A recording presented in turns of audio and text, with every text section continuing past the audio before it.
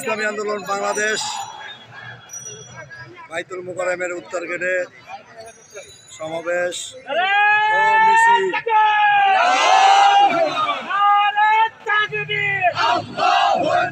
ইসলামী আন্দোলন বাংলাদেশ জিন্দাবাদ জিন্দাবাদ জিন্দাবাদ জিন্দাবাদ নেতা নয় নীতি চাই যোগ্য নেতা পাইছি ভাই সারা বাংলায় শুনতে পাই